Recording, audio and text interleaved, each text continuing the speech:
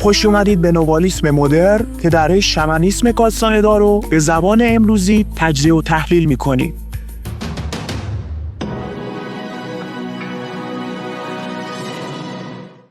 خب در خدمت شما دوستداران معرفت ناب هستیم با ادامه مبحث مرور دوباره. دو ویدیو قبل یه مقدمه اجمالی راجع به این فن کهن خدمتتون ارائه کردیم. تو این ویدیو میخوام ادامه مطلب رو پی بگیرم، یه خورده با این تکنیک بیشتر آشنا بشیم.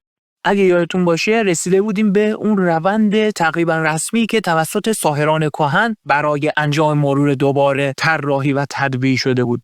اینطوره که اول لیستی از اسامی افراد آشنا که در گذشتمون باشون تعامل برقرار کردیم رو تهیه می‌کنیم به دقت و همینطور فهرستی از وقایعی که در تاریخچه شخصی خودمون تجربه کردیم دیگه و اینها رو دوباره باید احیا کنیم. پس چین لیست هایی رو مهیا می‌کنیم افراد در مواضع تونالی که باهاشون تعامل داشتیم. دقت فرمودید این دو تا المنت رو در نظر بگیرید. سپس میایم در دو مرحله کلی و جزئی که من اشاره کردم، مرحله اول و دوم، فرآیند مرور رو استارت میزنیم. مرحله کلی حالا باز یادآوری کنم دوباره. منظور گردآوری مختصر و مفید خاطره در جلوی چشمه و جزئی یعنی با افزودن جزئیات محیطی که درش تعامل صورت گرفته. اوکی؟ روش عملی هم بعد از اینکه در اون محیط مناسب قرار گرفتید، در سکوت کافی، آرامش کافی، توی دارک روم، توی حموم تاریک، توی پردیس یا هر جا که مهیا بود و در واقع ساکت شدید، اینطوره که شما میایید با یه نفس اولیه به طور عملی شروع میکنید. این فقط باید عمل کنید. باز خیلی سخت توضیحش.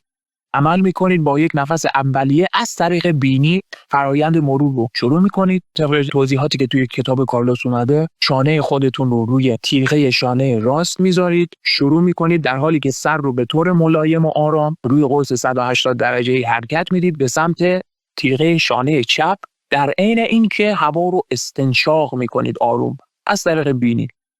و کماکان اتفاقی که داره در درون آگاهی شما میفته چیه؟ اینه که اون خاطره رو دارید بازسازی میکنید. ممکنه توی تلاش‌های اولیه یکم سخت باشه، ولی وقتی مهیا باشی، قصد بکنی و شرایطش رو کوک بکنی، میبینی که بعد از یه خورده تمرین خود به خود اتفاق میفته، اون فرایند اتوماتیک. بنابراین پس از این که سر از سمت شانه راست به چپ حرکت میکنه، شما دم فروبری رو انجام میدید، نفس روی شونه چپ خاتمه پیدا میکنه و پس از اتمام دم حرکت سر به طور معکوس اتفاق میفته و سر به حالت راحت برمیگرده، در حین اینکه هوا رو به طور مستقیم به سمت جلو بازدم میکنیم. دقت بکنید. من خودم همین فرایند رو تکرار میکنم بچه‌ها و مرورم رو به این شکل استارت میزنم. ضمن اینکه موقع بازدم هوا رو فوت هم میکنم. حالا جلوتر خواهم گفت که در واقع ما الیاف انرژی رو پالوده میکنیم با این حرکت.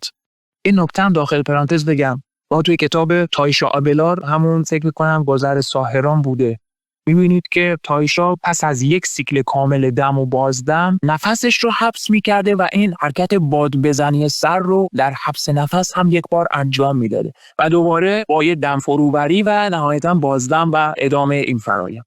اینم بهتون بگم که توی کتاب نمیدونم تارنکبوت جهانی بود گزارش شده که کارلوس کاستانه‌دار گاهی اوقات اصلا چپ و راست رو تغییر میداد. ببین اصلا هدف این نیستش که شما از راست به چپ دقیقاً بیایید دم فروبری رو انجام بدید. اصلا متمرکز نشید روی این قضیه. جلوتر براتون روشن میشه که اصلا هدف از این تنفس چیه. وقتی فلسفه‌شو براتون توضیح میدم دیگه براتون روشن میشه. بنابراین گیر نکنید آیا حتما باید لحظه‌ای که چونم روی تیغه شانه راست دم فروبری رو دقیقاً در همون لحظه استارت بزنم. نه، اصلا قرار نیست اینطور باشه. میتونه ترتیب به هم بخوره، میتونه حبس هم باشه. فقط تمرکزت باید روی خاطره و اجزای اون خاطره باشه که دارید باز تجربه میکنه و همزمان یک قصدی باید پشت تنفستون باشه که بهش اشاره میکنم. پس عجله نکنید، براتون روشن میکنم. بعد میان میگن که توی همین روش مرور که دارن توضیح میدن، میگن که کمین کننده شکارچی میاد یه رویداد رو بالای لیستش قرار میده تا زمانی که تمامی احساسات صرف شده در اون رویداد خاطره رو به طور کامل باز تجربه کنه باهاش میمونه. این یعنی چی؟ یعنی اینکه شما میایید تاریخچه شخصی تو تجزیه میکنی به هزاران رویداد دیگه، درسته؟ که اصلا ترتیبش مهم نیست کدوم یکی رو اول مرور کنم. اینا همینجا بهتون بگم اصلا مهم نیست، شما یک اسم رو بالای لیست قرار میگیریم، من اینو میخوام تمرین کنم. مثلا ممکنه یه مرور مثلا 10 دقیقه طول بکشه، حتی تایشا میگفتش که مثلا حداقل 6 ساعت توی جعبه تاریک مثلا میموندم. مهم نیست اصلا، نه اون تایم مهمه، نه اون خاطره‌ای که انتخاب میکنید، نه استمرار مهمه. اون چی که اهمیت داره رو من توی این جمله براتون گفتم. یعنی شما زمانی که جزئیات اون خاطره رو مجسم میکنید و هی مرور میکنید و این تنفس رو برش اعمال میکنید، تا زمانی که بر تمامی جزئیات پیرامون مسلط بشی و رصدش بکنی یا بررسیش بکنی، با اون خاطره هم میمونی. این مرور شما رو کامل میکنه بچه‌ها. یعنی در واقع شما تجربیات زندگیتون رو اومدید تجزیه کردید به یک پازل، حالا تیکه تیکه میخواید دونه دونه قطعات پازل رو مرور کنید دیگه. پس بهتره که رو هر کدوم اونقدر دید بشید که کاملا مرورش رو ببندید. بدین ترتیبه که از مرتبه به بعد شما احساس میکنید که مرور شما داره عمیق میشه. در نقطه‌ای وارد رویای مرور میشید. در موضعی پیوندگاه شما سفر میکنه به عمق پیله و دیگه تمرکز حواس شما روی اجزای خاطره است.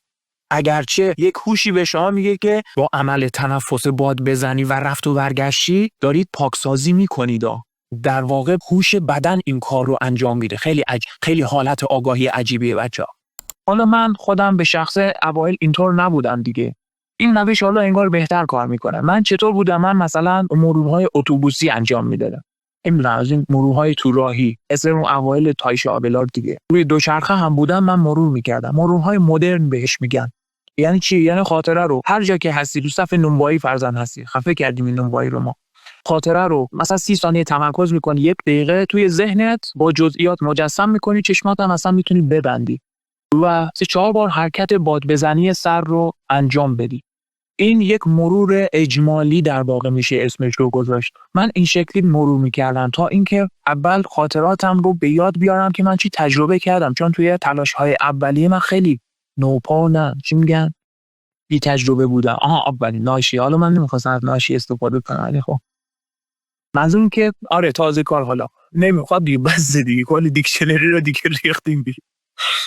آره خیلی مبتدی بودم و عرض به خدمتتون اصلا چیزی یادم نمی اومد، اصلا خاطره متناظری یادم نمی اومد که من چی تجربه کردم. ببین خیلی بده خودمو دارم میگم. این قضیه باعث میشه که شما بدونید اصلا تو چه فازی باید مرور کنید. یک تیکه های خیلی خیلی مبهم و تاریک از خاطرتون رو فراخوانی میکنه این تمرین. میشه گفتیم مرحله اول. مرحله دوم جزئیات بیشتره.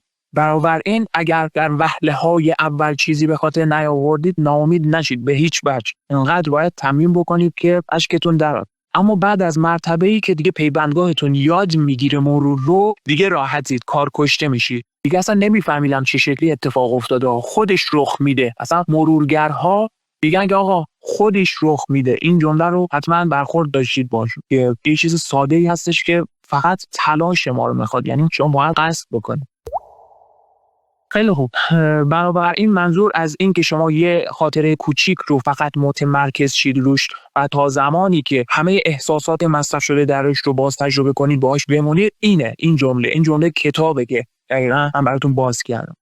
دونا فلوریندا فکر می‌کنم توضیح میده که کمین کنندگان شکارچی احساساتی رو که روی هر چیزی خرج کردند به آرامی به خاطر میارند، به نرمی نفس میکشند و سر خودشون رو از شانه راست به چپ و بالعکس حرکت میدن. این کاری هستش که از دید یک ناظر خارجی مشهوده که بله یه همچین کاری میکنه، اما باید فلسفه‌اش رو باز کنم براتون که این چی کار میکنه. این در واقع به لحاظ انرژتیک چه فرآیندی پیاده میشه که نهایتا مرور باعث پالوده سازی کالبد انرژی ما میشه. خب برای اینکه ویدیو طولانی نشه، این مقوله رو موکول میکنم به ویدیوی بعدی، اما جهت یادآوری میگم ستاره بزنید. مرور مدرن رو فراموش نکنید بچه‌ها. حرکتی که بهتون گفتم، مثلا هر جایی که هستید میتونید مرور سرپایی انجام بدید. در واقع کاری که این مرور اجمالی انجام میده اینه که به اصطلاح آشغال‌های انرژتیک رو میاره به سطح. توجه میکنی و شما رو آماده میکنه برای مرورهای عمیق‌تر. خیلی خوب بچه‌ها، ممنون که همراهیمون میکنید، ممنون که حمایتمون میکنید. عاشقتونم. بدرود.